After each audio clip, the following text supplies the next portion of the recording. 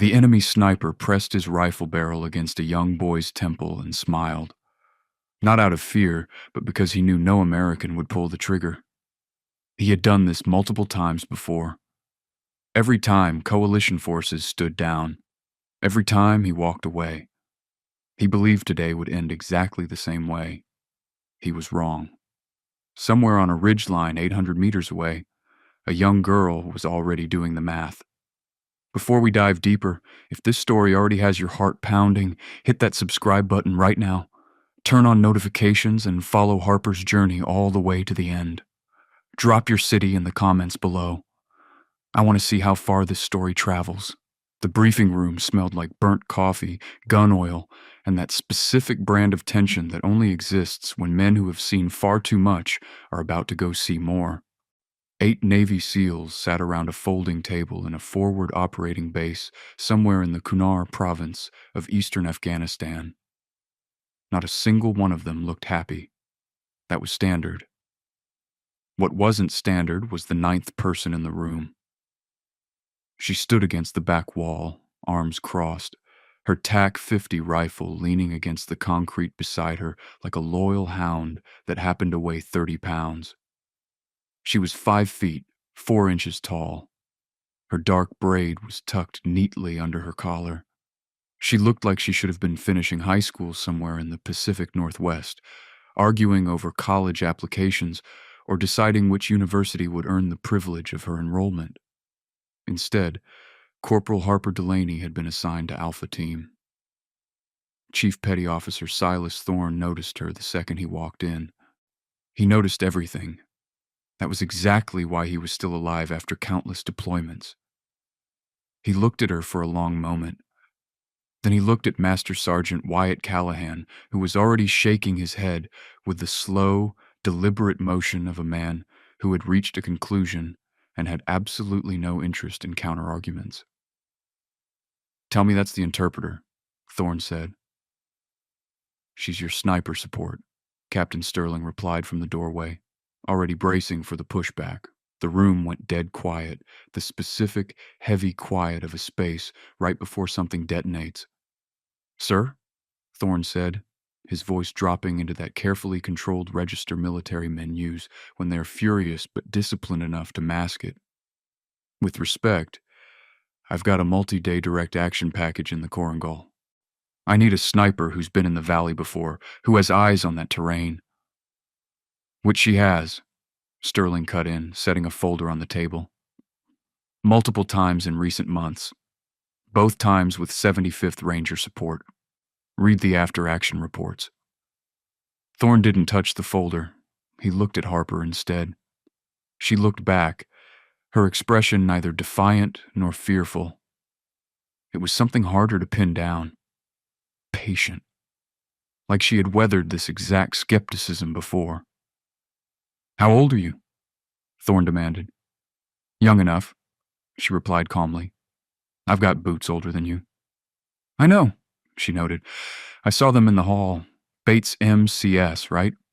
Older issue. I've read they run a little narrow in the toe box." Someone at the table let out a stifled sound that was almost a laugh and immediately suppressed it. Thorne's jaw clenched. "This isn't a joke, Corporal." "No, Chief," she said, her tone dead serious. "It really isn't. You've got a primary objective at a Taliban command node in Grid Square Whiskey 7. The valley you're moving through has confirmed sniper positions, a mortar team operating from the eastern ridgeline, and a network of IEDs laid after the last satellite pass, meaning your current route map is already outdated." She paused, letting the weight of her words settle. "I'd love to brief you on what I found when I went over the latest thermal imagery this morning, but I'm completely happy to wait until you're done looking at me like a problem that needs to be solved." The silence this time felt different, heavier. Callahan slowly lowered his coffee cup. Thorne stared at her for a lingering moment. Finally, he pulled out a chair, sat down, and said, "Brief us." "The intelligence." She picked up her rifle, stepped up to the table, and laid it out. Her intelligence package wasn't overly complicated in its conclusions, but its methodology was nothing short of extraordinary. While the rest of Alpha Team had been running gear checks, Harper had spent hours cross-referencing multiple thermal satellite passes with human intelligence reports and pattern analysis of recent coalition movements through the valley. She hadn't just identified the obvious threats, she had found the subtle ones. "Your insertion LZ," she said, pointing at the map, "is compromised. There's a PKM team that sets up on that northern spur regularly during the early morning hours.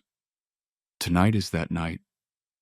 If your birds come in on the planned approach, they fly low over that spur, putting them right inside 200 meters of a crew-served weapon system for several crucial moments." She looked up. "That's a lifetime." Warrant Officer Julian Park, the team's designated marksman, leaned forward. He had 2 combat deployments with DevGru and had qualified expert on every weapon the Navy handed him. He possessed that distinct competitive edge of someone truly exceptional at their job who resents the sudden arrival of someone who might be better. "How confident are you in that assessment?" Park challenged. "Confident enough that I already drew up an alternate LZ," she replied, flipping to the next page. "Shift your insertion point 900 meters east. It adds extra ground movement, but you come in off a terrain feature that gives the birds a natural acoustic mask from 3 sides. The PKM team won't hear a thing until you're already in the dirt." Park studied the map. He stayed quiet for a moment. "That's not a bad call," he finally conceded, his reluctance making it the highest form of compliment. "Thank you," she said simply, stripping away any need for vindication.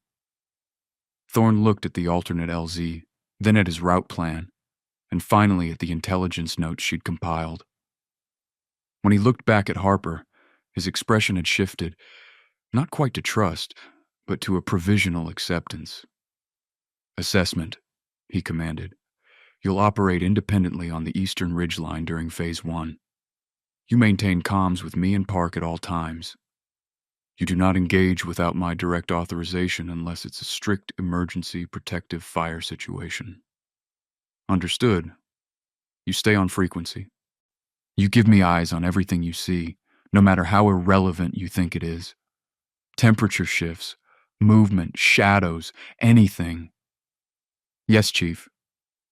"And Corporal," his voice dropped dangerously low, "if you make a call out there that gets one of my guys hurt, there's no version of reality where this ends well for you. I don't care what your jacket says. I don't care what Sterling told me. Are we perfectly clear?" Harper held his gaze without flinching. "I understand, Chief. And if I make a call that saves one of your guys, I expect that exact same understanding in return." Thorne blinked. It was microscopic, barely perceptible, but every hardened operator in the room caught it. "Fair enough," he murmured. The crucible they inserted in the dead of night, and the alternate LZ was precisely what she had promised. The helicopters flew low over the eastern spur, their rotors beating the freezing mountain air into submission, and not a single shot was fired. Through her thermal scope in the cargo bay, Harper monitored the PKM team, exactly where she had predicted, their heat signatures glowing a bright, oblivious orange and white on the northern ridgeline 900 meters away, waiting for aircraft that would never arrive. Alpha Team hit the ground hard and fast. Moments later, they were pushing into the valley, the birds already peeling away into the dark. "Good call on the LZ," Thorne's voice crackled over the radio, clinical, devoid of emotion. "Moving to primary overwatch," she replied. Her climb to the eastern ridge involved a brutal 2,000-foot elevation gain, hauling 38 pounds of gear, including the massive TAC 50 that most grown men struggled to carry on flat terrain. The altitude here in the Korengal was over 8,000 feet. The air was so thin and freezing it felt like breathing through a soaked rag. Every step demanded double the oxygen, and the darkness was absolute, save for the violently bright stars overhead. She climbed relentlessly. She had conditioned her body for this on similar terrain, learning the unforgiving language of the mountains. She treated the ascent not as an adversary to conquer, but as a condition to accommodate, the way a seasoned captain adjusts the sails rather than fighting the storm. She reached her position before dawn, settled the heavy rifle, and began to watch. The valley below was alive, mapped out in thermal layers the naked eye could never perceive. Movement at 300 meters, a lone figure navigating between compounds with a purpose that felt far too tactical to be a civilian. At 1,100 meters, the faint, cooling glow of a recently killed vehicle engine. And at 600 meters, a pattern of disturbed earth along the team's planned route that made her heart skip a beat. Alpha 1, Overwatch, she keyed the radio. Send it, Thorne replied.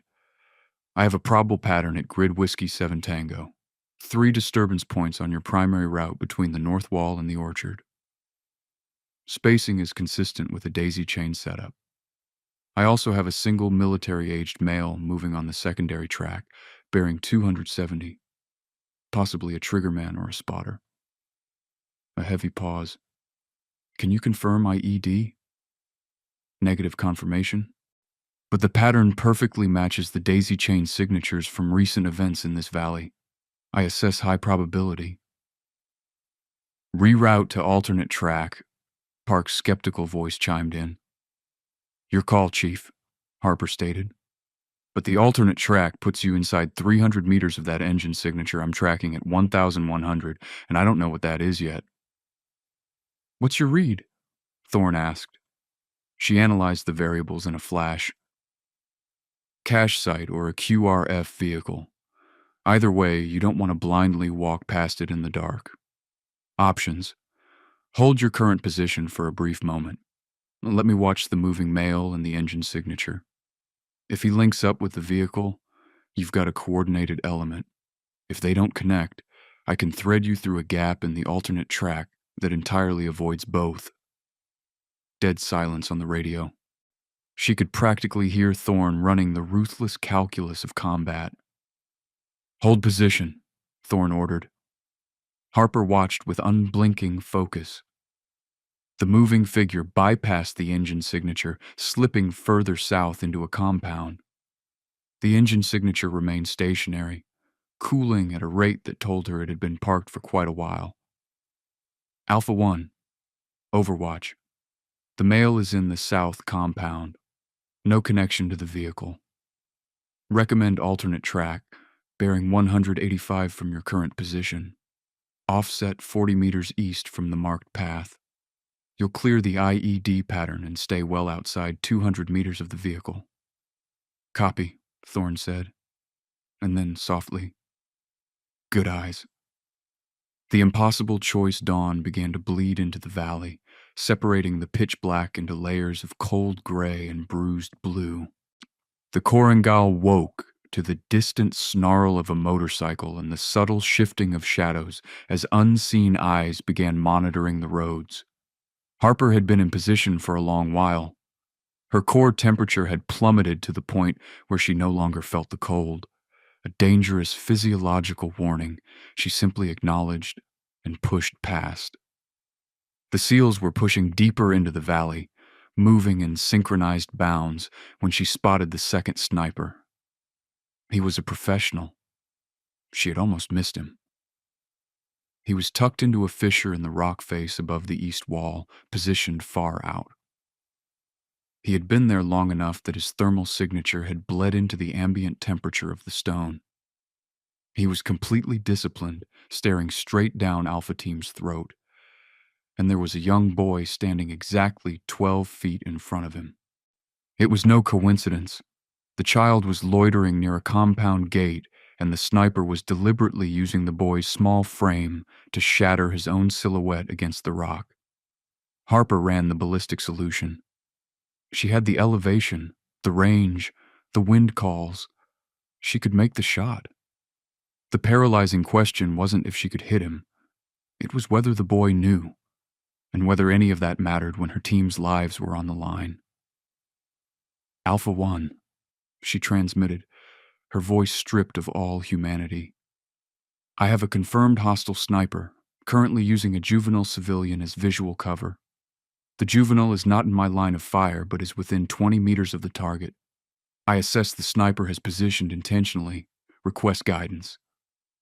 Rules of engagement are clear, Thorne said, his voice taut with a strain that bordered on desperation. Imminent threat to force. He hasn't fired. He will. I know. She could see the micro-shifts in the shadows, the terrifying absolute stillness of a man who has made the decision to kill.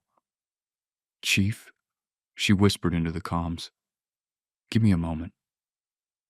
Harper didn't swing her crosshairs to the sniper. She tracked the boy. The child was looking left, distracted by something inside the compound. A woman's voice calling out. The boy pivoted. He took a single step toward the gate. Harper fired. The massive round tore across the vast expanse of the valley. The enemy sniper was mid-adjustment, tracking Callahan when the shot unmade him. The deafening crack echoed, causing the boy to flinch and scramble inside the gate, slamming the heavy wooden door shut behind him. Down below, Callahan hadn't even broken his stride. He had no idea that his life had just been weighed, measured, and saved by a young girl balancing a moral ledger she would carry for the rest of her days. Tango down, she breathed. The silence stretched out, heavy and absolute. Copy, Overwatch, Thorne finally replied. And then, carrying a weight heavier than any medal or citation. Good.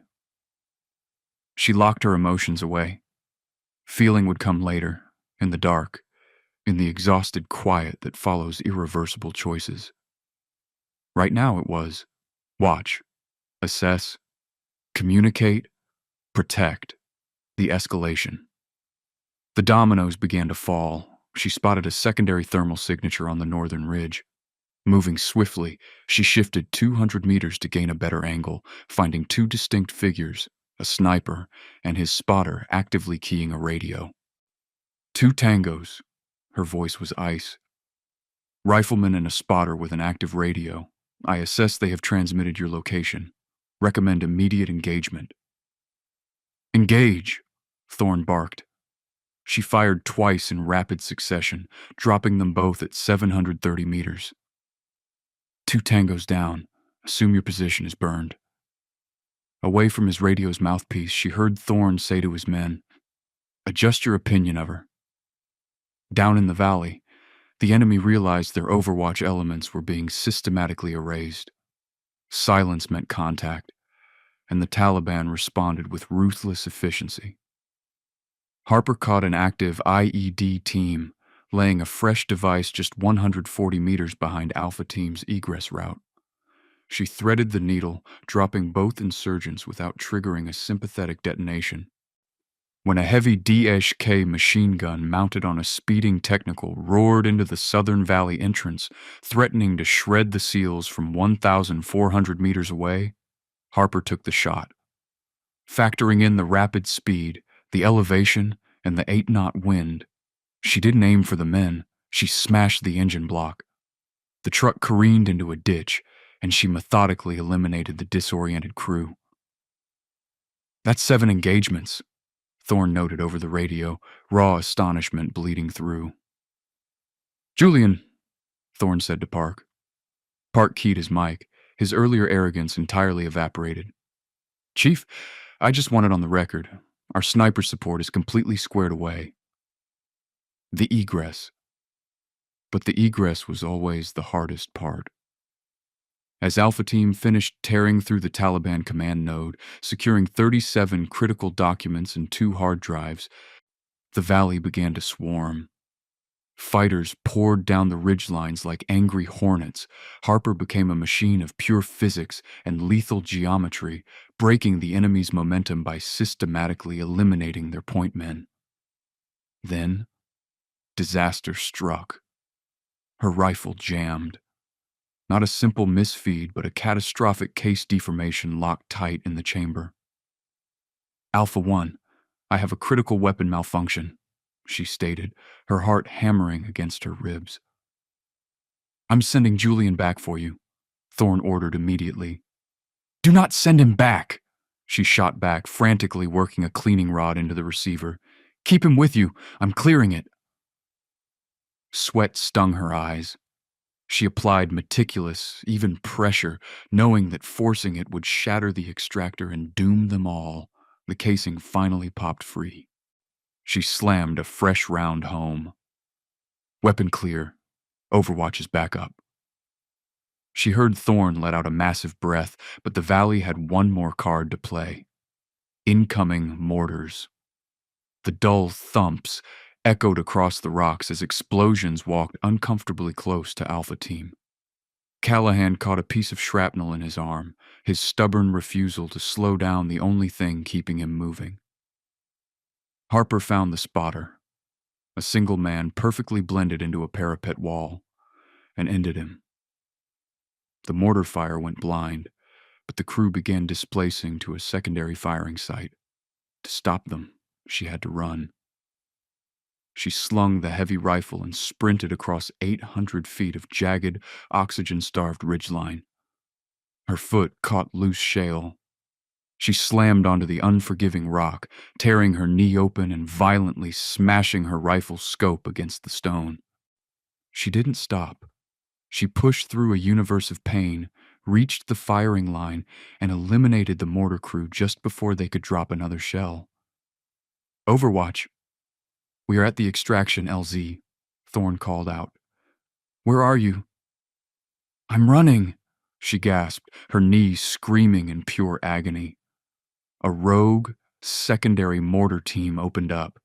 The explosions bracketed her as she desperately limped toward the waiting Blackhawk. The blast wave of a near miss tossed her sideways, knocking the air from her lungs. She hit the dirt, the TAC-50 crashing down hard. A sickening crack echoed from the optic mount. Her scope's internal erector assembly was completely shattered. The rifle was blind. She scrambled up, ignoring the blood dripping into her eye, and willed her broken body forward. When she finally crossed the 100-meter threshold to the LZ, strong hands hauled her into the chopper as it violently pitched into the sky. Thorne was instantly in her face, grabbing her vest. Are you hit? Knee. Scope strike to the face, she gasped. My optic is completely destroyed. He stared at her battered, bloodied form.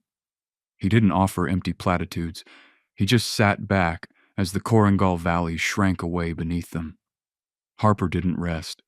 She pulled out the captured enemy thermal scope she'd scavenged earlier, begged Julian Park for laminated reference cards between 1 and 2 millimeters thick to use as improvised shims, and began furiously jury-rigging her shattered weapon right there in the vibrating cargo bay, adjusting for the 8-degree offset.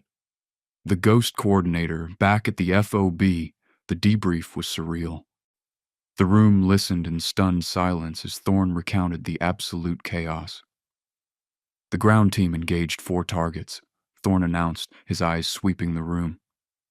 Overwatch engaged 19 confirmed targets, 0 missed shots. 23 shots, Vargas chimed in quietly. 22 engagements, she corrected. 1 deliberate near miss. Callahan, bleeding through his bandages and refusing medical evacuation, just stared at the wall in quiet reverence. But Harper wasn't finished. She laid her grotesquely modified, shimmed rifle on the table. They knew we were coming, she told the room, her voice raspy but resolute. That mortar position was pre-staged. The intel we just pulled off those drives is going to lead to a secondary target, and if we don't hit it immediately, the network will scatter. Thorne looked at the young woman who had bled for his team, who had jury-rigged a sniper rifle with laminated paper, and who was now demanding to go back out. Get your rifle zeroed, Thorne ordered, and then, softly, and eat something, Corporal. Signals intelligence cracked the drives rapidly. They found the region's ghost coordinator hiding at a relay station 7 kilometers northeast, a high-value target that the entire coalition had been hunting for a long time. Harper was on the next bird. This time she was posted on a fixed ridgeline overlooking the escape routes while Alpha Team breached the compound. The intelligence was thin. No photograph, just a physical description. 6'2", heavy build. She had to positively identify a ghost through a duct-taped thermal scope at extreme range. When the target vehicle finally arrived, she watched the occupants. It was the bodyguard's deference, the subject's arrogant posture, the way he carried his own comms gear that gave him away. Alpha 1, I have positive behavioral ID, she transmitted, her finger resting on the trigger.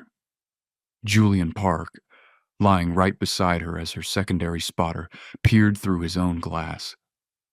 I concur, Chief. That's our guy. When the SEALs breached, chaos erupted. One sentry tried to flank the assault element. Harper dropped him instantly. Another sprinted for a getaway vehicle. She ended his flight at 20 meters. Inside, Alpha Team cornered the coordinator, taking him alive alongside a treasure trove of intelligence that would cripple the regional Taliban network. The aftermath. When the extraction bird finally touched down back at the FOB, the adrenaline drained from Harper's body, leaving behind a crushing, bone-deep exhaustion. She sat in the cargo bay, her ruined knee throbbing with a sickening rhythm, the jury-rigged TAC-50 resting across her lap. Julian Park looked over at her. For what it's worth, I was wrong about you in the briefing room. I want to say that to your face. Thank you, Julian, she replied quietly. You don't have to thank me for being accurate. I'm thanking you for saying it out loud. Later, outside the medical tent, Thorne was waiting. He fell into step beside her as she limped on her newly braced knee, officially diagnosed with a grade 2 sprain. When I read your file, I thought Captain Sterling had made a colossal mistake, Thorne admitted, his voice stripped of all rank and armor. Scores are one thing, the Valley is another. I've seen elite operators completely disintegrate the first time the Valley gets real. He stopped walking and looked her dead in the eye. You didn't fall apart. You were better under fire than you were in the briefing room. I owe you a massive apology. You saved my men. You were protecting your team, Chief, she said softly. I get it. There's going to be a formal commendation, Thorne told her, his tone fiercely protective. And my name is going to be on it as the senior operator. I'm writing the addendum myself. I want the record to be absolutely accurate. That night, in the profound silence of the armory, Harper painstakingly broke down her battered rifle, cleaning every single component. She thought about the boy at the gate. She thought about Callahan's stubborn bravery, Julian's humility, and the sound of Thorne's voice refusing to leave her behind. She put the weapon back together, her hands moving with the grace of someone who had found her exact purpose in the universe. She had walked into a valley that expected to break her. Instead, she had broken the valley.